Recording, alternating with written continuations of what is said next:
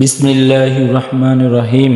আলহামদুলিল্লাহ, মহান রব্বুল আলামিনের সীমাহীন কৃপায় অশেষ অনুগ্রহে প্রতিষ্ঠিত আমাদের প্রাণের প্রতিষ্ঠান জামিয়া আরাবিয়া সিদ্দিকিয়া দারুল উলুম।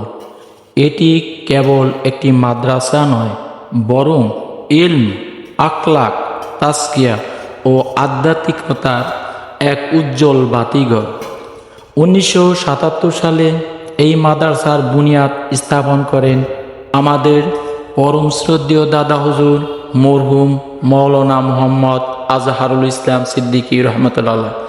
তিনি দিনের খেদমতে আজীবন মেহনত করেছেন, রাত দিন এক এক করে তৈরি করেছেন এমন একটি প্রতিষ্ঠান যা যুগে যুগে দিনের আলো ছড়িয়ে দেওয়ার ব্রত নিয়েছে। আলহামদুলিল্লাহ, দিন দিন এ জামিয়া কলরব বৃদ্ধি পেয়ে আজ এক নতুন উচ্চতায় পৌঁছেছে। আমাদের সম্মানিত আব্বা হুজুরের অটল ইচ্ছা ও মহান স্বপ্ন এ জামিয়াকে শুধু দেশের মধ্যে নয়, বরং পুরো বিশ্বের শ্রেষ্ঠ মাদ্রাসা ও একটি জ্ঞানের উর্বর বিশ্ববিদ্যালয়ে রূপান্তর করা। তার বাস্তব প্রমাণ আমরা ইতিমধ্যেই দেখতে পাচ্ছি। 6 জুলাই 2025 ইংরেজি রোজ রবিবার জামিয়ার গৌরবময় ইতিহাসের এক স্মরণীয় দিন। যেসব ছাত্ররা 95% থেকে 100% নম্বর অর্জন করেছেন তাদেরকে কর্তৃপক্ষের পক্ষ থেকে পুরস্কার ও উপহার তুলে দেওয়া হয়েছে। এতে ছাত্রদের মাঝে উৎসাহ ও আত্মবিশ্বাস এবং এলমের প্রতি অদম্য অনুরাগ আরও গভীর হয়েছে।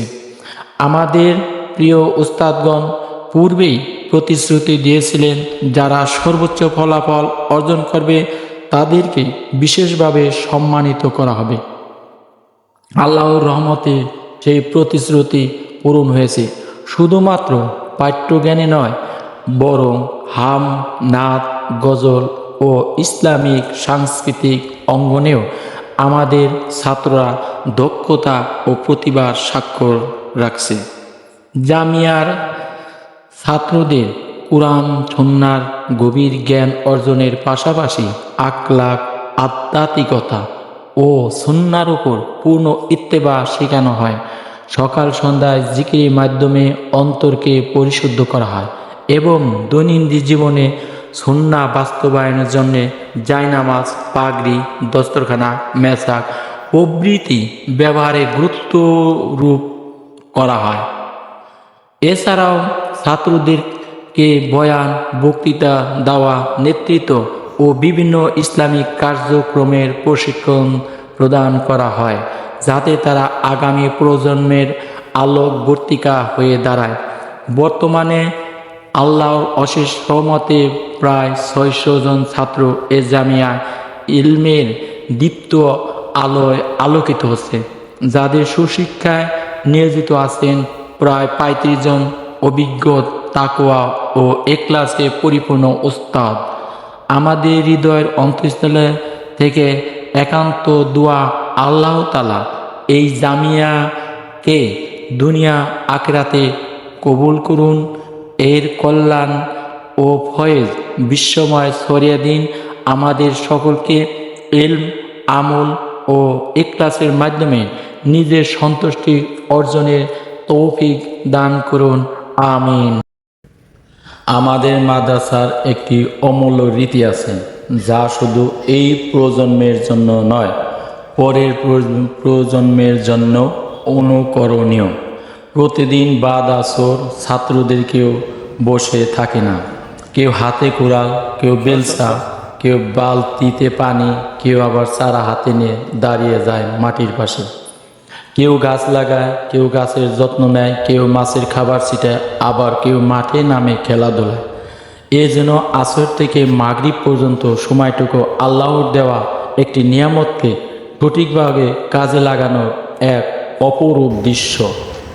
আমাদের শায়েখ ও মুর্শিদ বলেন, আমার মুরিদরা যদি এই সময়টা অলস বসে গল্প গুজবে নষ্ট করে, একদিন গরিব হয়ে যাবে।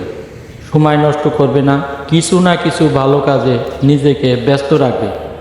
নয়তো অন্তর নয়তো অন্তত হেঁটে বেড়াবে বা খেলাধুলা করবে। ইসলাম অলসতাকে পছন্দ করে না, বরং নবীজি সাল্লাল্লাহু আলাইহি সাল্লাম আমাদের শিখিয়েছেন, যদি কিয়ামতই এসে যায় আর তোমার হাতে একটি গাছের চারা থাকে, তবুও তা রোপণ করতে দেরি করো না। মুসনাদে আহমদ। শ্রাবণ মাস এলে বৃষ্টি আর মাটির সুদা গন্ধে মাদ্রাসার আঙ্গিনা যেন নতুন প্রাণ পায়। আব্বাজান নিজ হাতে ছাত্রদের দেখিয়ে গাছ লাগান, কখনো হাতে তুলে দেন নতুন চারা, বলেন, বেটা লাগিয়ে দাও এখানে।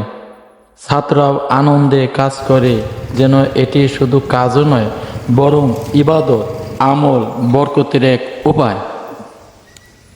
এই চারা বড় হয়ে একদিন ছায়া দিবে, ফল দিবে, পাখির বাসা হবে।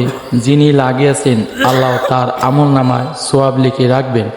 হাদিস শরীফে আছে, যে কোনো মুসলমান একটি গাছ রোপণ করে, তারপর সেই গাছ থেকে মানুষ, পাখি, জন্তু যা খায় সবই তার জন্য সদকা হিসাবে লেখা হয়। বুখারী শরীফ ও মুসলিম শরীফ। এভাবে প্রতিদিন বাদ আসর আমাদের ছাত্ররা শুধু গাছ নয়, নিজেদের ভবিষ্যৎ গড়ে তোলে। মেহনত আর ইবাদতের মধ্যে এক অপূর্ব বন্ধন তৈরি হয়। মনের মধ্যে আল্লাহর প্রতি কৃতজ্ঞতা, সৃষ্টির প্রতি দায়িত্ববোধ ও মেহনতের মধ্যে সোয়াব কামনার স্বাদ সব একসঙ্গে মিলে যায়। ইসলাম আমাদের শিখিয়েছেন, সময়কে উপহার হিসেবে নাও, অলসতা নয়, কাজের মধ্যে খুঁজে নাও ইবাদত, এবং মেহনতের মধ্যেই পাবে বরকত ও সুখ। আল্লাহ তাআলা আমাদের সবাইকে এমন কল্যাণময় কাজে নিয়োজিত থাকার তৌফিক দান করুন, যাতে আমাদের জীবন হয় কর্ম, ইবাদত ও সৌন্দর্যে পূর্ণ। আমিন।